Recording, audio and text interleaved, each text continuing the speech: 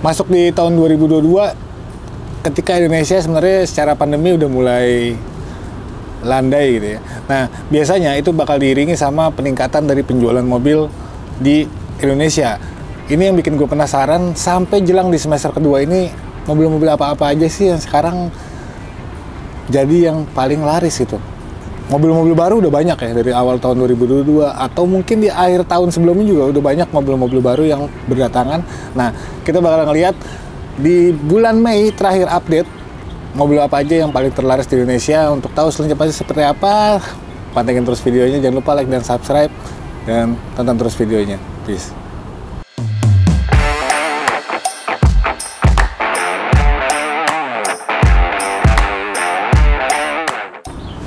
Kita mulai dari yang paling akhir, di posisi ke-10 itu ada Toyota Rush. Ini sebenarnya langganan ya di 10 besar, dan bahkan dia mungkin di 5 besar.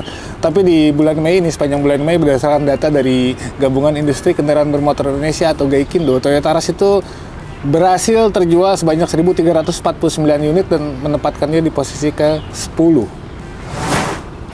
Posisi ke-9, ini ada pesaingnya dari Toyota Rush juga di low SUV ya.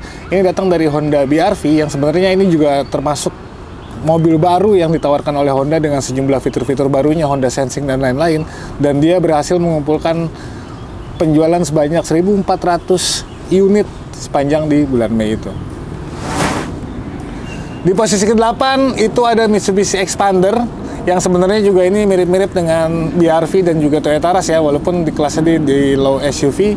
Total penjualannya itu sekitar 1.438 unit, dan menempatkan si Xpander ini di posisi ke-8.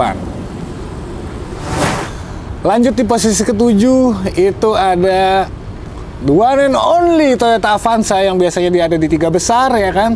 Tapi mungkin di bulan Mei ini atau jelang semester kedua ini dia harus ada di posisi ke-7 dengan penjualan 1.792 unit.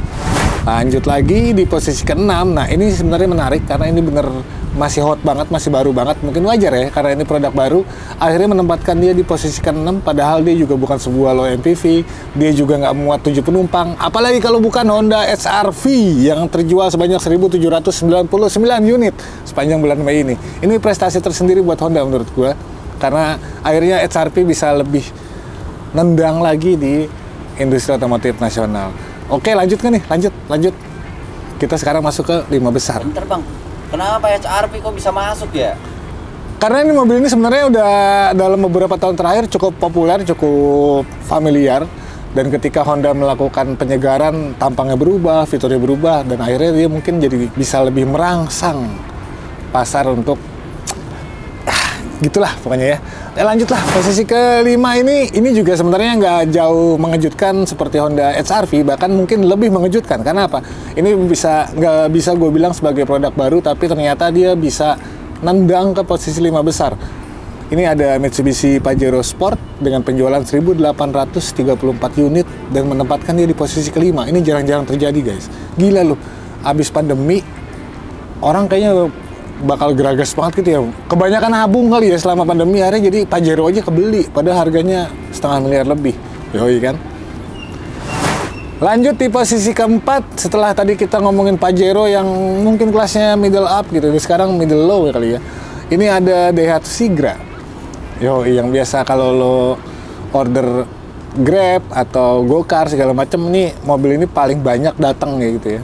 Paling banyak dipakai sama ojol-ojol juga bang di tol bang. Nah itu dia, penjualannya 1.890 unit dan menempatkan Daihatsu Sigra di posisi ke-4. Ini oke sih buat Daihatsu, minimal mereka punya satu jagoan yang bisa mengisi di 5 besar. Lanjut selebihnya, ini agak konvensional, agak apa, dan sampai sekarang mungkin gue juga belum punya analisa yang cukup bagus gitu ya. Tapi mau gimana pun kondisi pasarnya, mau seberapa banyak mobil baru, Toyota Innova itu selalu punya hati gitu ya, selalu punya tempat di masyarakat Indonesia. Itu kenapa makanya sepanjang bulan Mei itu dia sampai terjual sebanyak 2.046 unit dan menempatkan Toyota Innova itu di posisi ke-3 coy. Ini mobil nggak murah loh, tapi ya itu mungkin gaibnya Toyota ya gitu ya. Ya mungkin banyak perusahaan yang pakai buat mobil pabrik. Oke, fleet bisa, tapi ya tetap Innova ya Innova, mahal sebenarnya. Tapi aneh gue, ini bisa masuk ke 3 besar. Lanjut ke yang kedua. Yang kedua ini sebenarnya saudaranya dari Daihatsu Sigra tadi ya, Calya, lo pasti tahu lah, Toyota Calya. Dan ini terjual sebanyak 2.223 unit. Makanya dia ada di posisi kedua mobil terlaris sepanjang bulan Mei. Nah, yang paling bikin penasaran pastinya yang paling laris apa sih bang? Bulan Mei, sepanjang Mei itu apa? Ini juga fluktuatif ya, kadang di atas, kadang di bawah, kadang laku, kadang enggak. Dan akhirnya posisi pertama itu ada di Honda Brio. Gokil, dia bisa terjual sebanyak 4.121 unit dan menempatkan Honda Brio sebagai mobil terlaris di bulan Mei jelang semester kedua. Nah, kira-kira kayak gitu ya rekap gua 10 mobil terlaris itu apa aja. Dan mungkin nanti di bulan depan, di bulan Juni yang ketika kita mengakhiri semester 1 menuju ke semester 2, itu gue bakal bahas juga mobil terlarisnya. Dan mungkin bukan per bulan ya, tapi lebih ke sepanjang semester pertama, 6 bulan pertama di Indonesia itu apa sih mobil yang paling banyak disukai atau dibeli di Indonesia. Tapi kira-kira kayak gitu. Kalau kalian sepakat atau nggak sepakat atau punya komen-komen segala macam, silahkan sampaikan di kolom komentar. Yang penting fakta berbicara, data Gaikindo mempertunjukkan kalau mobil terlarisnya itu adalah sebuah Honda Brio. Masuk kategori LCGC mungkin ya gitu ya. Tapi ya itulah karakter kita. Gitu aja deh, nggak usah kebanyakan ngomong. Sekian dari gua, sampai jumpa di video selanjutnya. Gua pamit. Peace.